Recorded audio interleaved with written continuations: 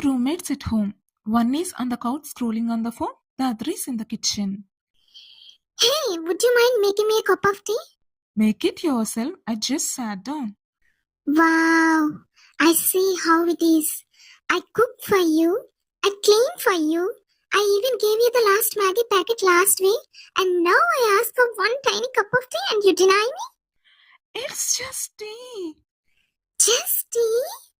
Just tea. It's not about the tea. It's about love. It's about friendship. It's about being there for each other in times of hard beverage emergencies. You should win an Oscar for this level of emotional blackmail. It's fine. I will just sit here, cool, tealess, unloved. Maybe one day when I am gone, you will wish you made that tea.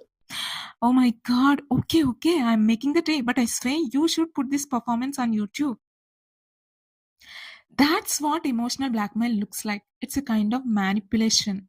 Funny in this case, but sometimes emotional blackmail can be serious, toxic, and damaging. Hello, lovely people. Welcome back to my channel. I hope you are having an awesome day. So, today let's talk about what is emotional blackmail, types of emotional blackmail or emotional blackmailers, how to deal with it, because sometimes we don't even realize we are being emotionally manipulated until it's too late. Emotional blackmail is when someone uses your emotions like fear, guilt, or a sense of duty to control your behavior. They don't say things directly, but they make you feel bad or scared so that you will do what they want. This kind of manipulation often comes from people close to us, like partners, friends, or family, because they know exactly which emotional buttons to press. They use different emotional words like tools to trap you in fear, obligation, and guilt. That's what emotional blackmail is. It's not love, it's emotional control. In any relationship, there are different kinds of emotional manipulators. Some are more harmful and not wanting to change. However, there are others who might not even realize the impact of their behavior, but they truly want to improve. In those moments, it's important to support them by encouraging them to seek therapy and guidance. This way, the relationship can grow and heal in a healthy way. Let's look at the most common types of emotional blackmailers and their tactics. Number one, the threatener. To control you, threateners often say things like, I will die without you, or I will hurt myself if you don't listen to me. I would like to share my story. Back then, I had set some goals. To achieve them, I started preparing seriously. So, even though so many distractions came my way, especially in the form of proposals, I didn't accept any of them. But sometimes life throws unexpected things at us. And that's what happened to me too. An emotional blackmailer came into my life and proposed to me. At the time, I didn't know much about him. Like always, I didn't accept, just like how I handle other proposals. But this time, the situation was different. Why? Because he said, if you don't accept my proposal, I will commit suicide. And he used so many tactics, so many disturbing methods. Like once he said, if you don't accept my proposal, I will jump from this apartment. Another time he said, look, a bus is coming, I will put my head under it. And one time he even said, I will stop my breathing by blocking my nose. And even before finishing the sentence, he actually started closing it. And another type of threat I have never ever listened in my life. He said, if you don't accept my proposal, I will have a surgery that will prevent me from having kids. And no one will want to marry me. In this way, I will punish myself. He used to say things like, if I commit suicide, it will come in the newspaper and you will be the responsible person. Why? Because I am going to mention your name in the suicide letter. Just imagine how terrifying that was for me. All of this was happening over phone calls. I was completely shaken. What was I supposed to do? I was innocent back then. I had never dealt with something like before. I didn't know how to react. I felt so heavy, so scared. I didn't even have the tools to understand what was happening to me. I didn't know what else to do. I felt trapped. I knew that if anything happened to him, I would carry the guilt for the rest of my life. So I felt I had no choice but to accept in order to keep him safe. I had to accept.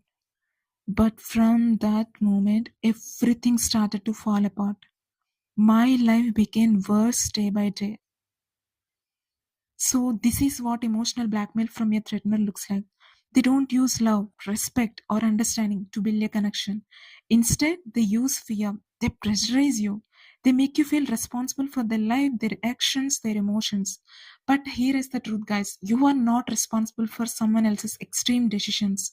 That's manipulation, not love. Real love doesn't threaten you, it respects your choices. So, if you are ever in this situation like this, please remember it's not your job to fix someone's mental health by sacrificing your peace. So get help from anyone, talk to someone you trust. You don't have to face this alone. Don't stay in silence because emotional blackmail thrives in silence. Just be careful. Number two, the guilt tripper. The guilt tripper uses emotional guilt to make you feel like you're always doing something wrong, even when you're not. This person used to cry sometimes, and then he would say, if I cry, you will definitely come back. I know your weakness, and if I cry, you will do whatever I want. He would say this and then laugh later on. Even though I used to talk to him for hours and sometimes the entire day, if I ever said I am going to bed, that's it. He would immediately react. He would say things like, how can you sleep when I am still trying to talk to you? Or sometimes he would say, I'm not getting sleep, but you are just leaving me. I felt like I was doing something wrong just for wanting rest. But whenever he wanted to go to bed, he would just go. No explanations, no emotional drama. Sometimes he would say, if you love me, you should take a day off from work. If you love me, you should do this and you should do that. And also, it was really hard to even get 5 minutes to talk with my family members.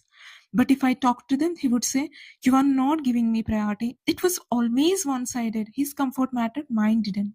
And whatever he said he wanted, I used to do everything. But still, he would say, you are not doing anything for me. No matter what I did, guys, it was never enough.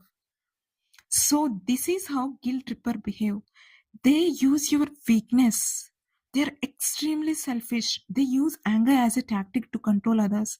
There is nothing genuine about this person. They twist things to make you feel like the bad person even when you have done nothing wrong. They make you feel guilty if you want to think about yourself and slowly start doubting your own needs and your own feelings. That's how they control you by making you believe that their emotions are always important than yours. Remember, caring for others is good, but not at the cost of your mental peace. Don't let someone else's trauma become your burden. Take care and stay strong. Number three, the victim player. The victim player is someone who always act like the world is against them even when they are the one hurting others.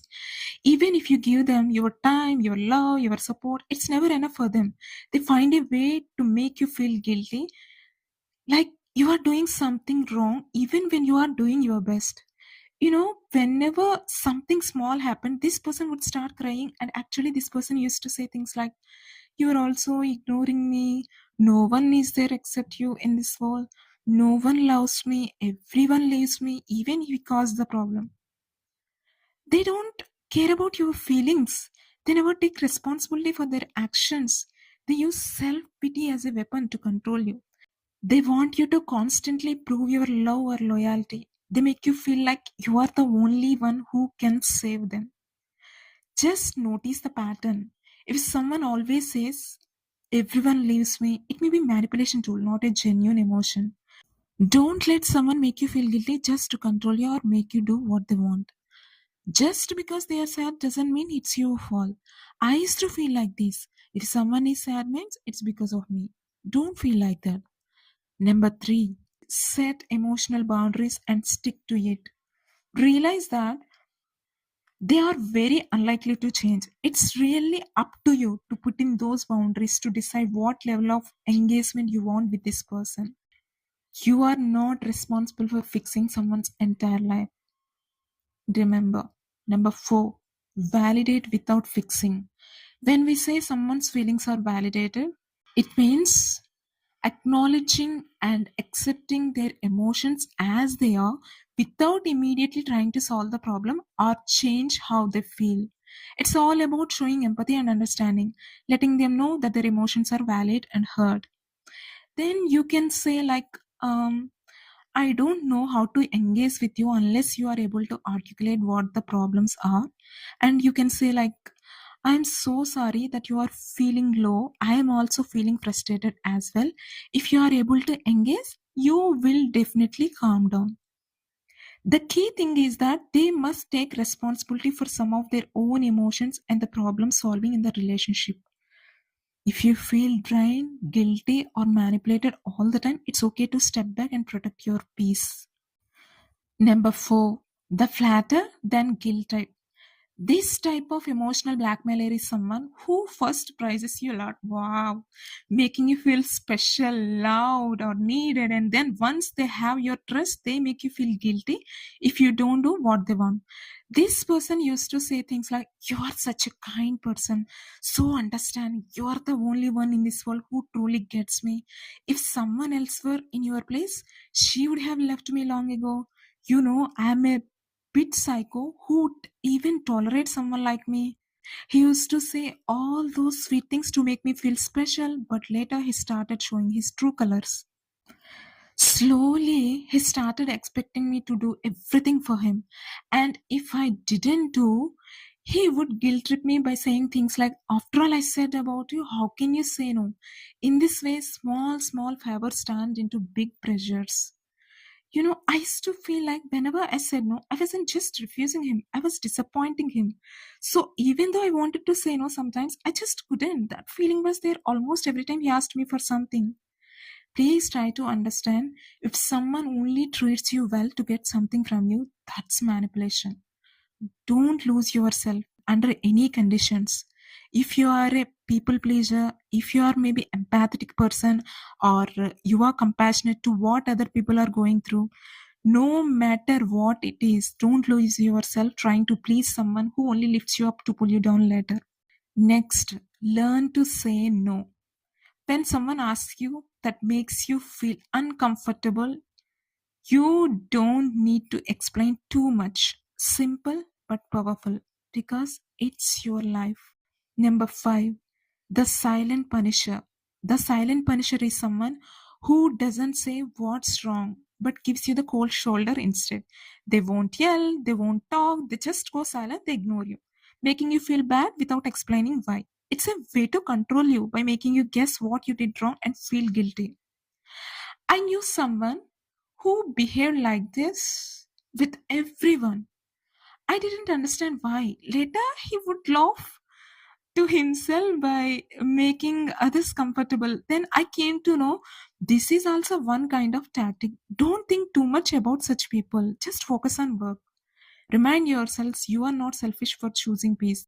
Just remember, you are not wrong for setting limits. You are allowed to protect your mental peace, even from the people you love.